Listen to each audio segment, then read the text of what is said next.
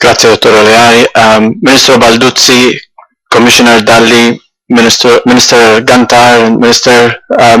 Peterle, ladies and gentlemen, both those on site and those watching on the web, if I understood correctly, it's my delight and on my own behalf and that of my regional director, Ms.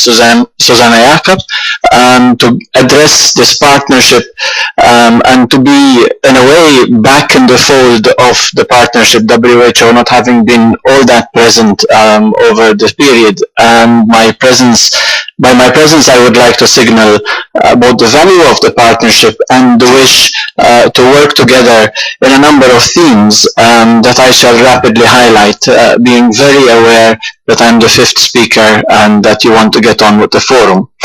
I will focus, I was very impressed by the words on the importance of a global approach, of a strong national system, the dynamics and the history of the partnership, the themes of prevention, the importance of tobacco. I shall take these as given and now work on cancer in Europe and present a few opportunities that we should be looking at in the next couple of years. Within WHO Europe, we've been working on something called Health 2020, a European health policy that will be reviewed by the regional committee in Malta in September and hopefully adopted. It is a health policy that has grown from being a 160-page document to being 12 pages long. I think it has grown in the reduction by being very focused, and there are a number of pillars that are quite important for us to take on when we discuss and consider cancer.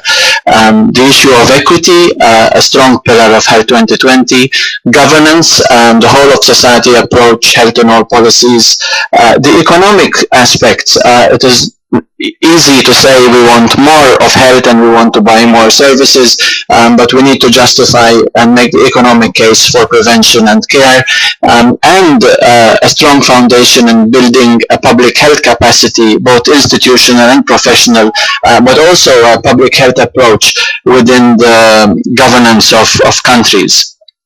Health 2020 is coming at a crucial time in the area of non-communicable diseases. We've spent the past year in developing a European NCD action plan as part of the preparations for the United Nations high-level meeting. And here I come with my first point in terms of practical collaboration. The World Health Assembly, following the UN political declaration, has last May agreed, well, a few days ago, literally, agreed on a target for non-communicable diseases. I think no one here needs to be reminded that we now have a global target mandated by the United Nations General Assembly for the reduction of mortality from non-communicable diseases by 25%, adult mortality between the ages of 30 and 70 by 25% by the year 2025 from a baseline of 2010.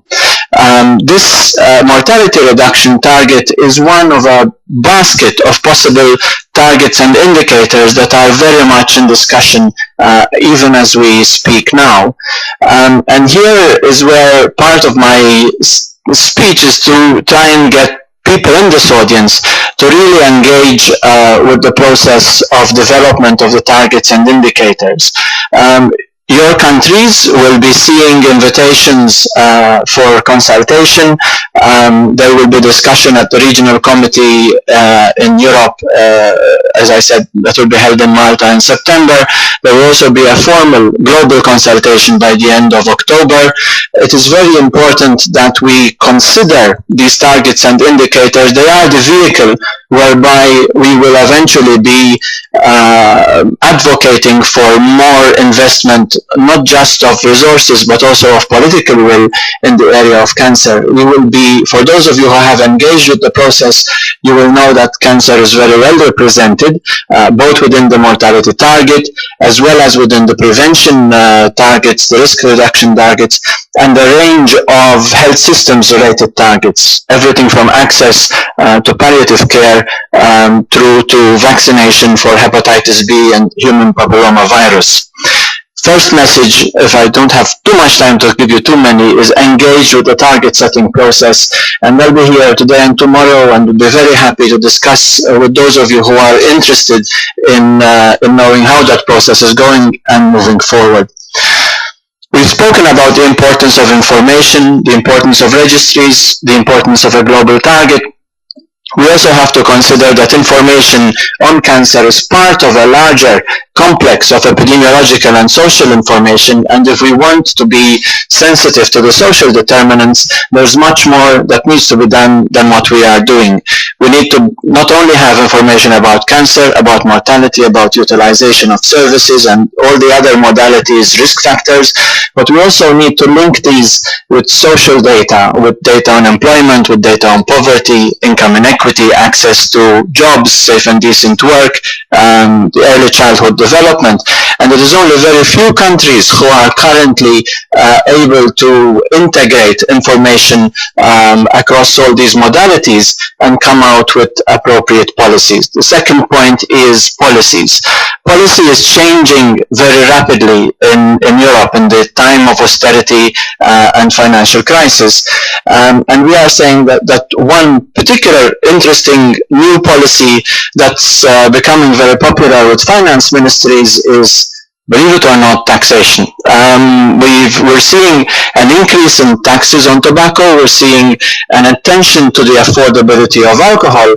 And in the last year alone, I hope I am complete in my list. Finland, Denmark, France, Italy, Slovenia, Hungary have put in some tax on food or certain foodstuffs, at least partly with a justification of public health. It is extremely interesting to see this movement towards taxation as part of an overall health and all policies movement within the region. Very appropriate at this time. It's not public health people who are asking for these taxes. It is finance ministries who need the revenue. And it is quite interesting for us to be able to engage. We need to have the capacity to come in as we try to influence behavior, to come in and engage with these big movements, and to see how some of that money could be reinvested in prevention programs or in care, how the taxation that we are raising is also influencing behavior and accessibility across for everything from healthy food to health services across people in different social classes. My last point, I wish I could make many other, is related to services. You might see me flicking through my slides. I thought I was making a slide presentation. You are hopefully relieved that I am not, because I had many more slides than I have points or time. The last point that I would like to make, yes, we know we have guidelines, targets, guidelines and guidance from 2003, but the world has moved on since 2003. We have a situation where there's a raging debate on mammography in the region. There's a review in the United Kingdom that is happening as we speak. The whole issue of how do we screen for cervical cancer. We know that any new system being put into place, and there are countries even in the European Union that need to bolster their cervical cancer screening program. Any new system that's put in this year is going to be out of date in 5 years' time, given the antigen tests, the oncogenic protein tests that are coming in. And so the issue here for the partnership, and indeed in partnership with WHO, and this is my last point, is to be able to build with international action plans and to reach out across the other Europe, the part of Europe that WHO also has to cover, the part that is outside the European Union, and to see how the experiences that we have here can also extend to people with cancer or in danger of cancer and the need of services in the other parts of the region or within the region in those populations where access is limited because of barriers that, not least among them, the barrier of income inequity and poverty. I will end there with an exhortation for increased partnership. Thank you for the attention, and long live APAC. Thank you.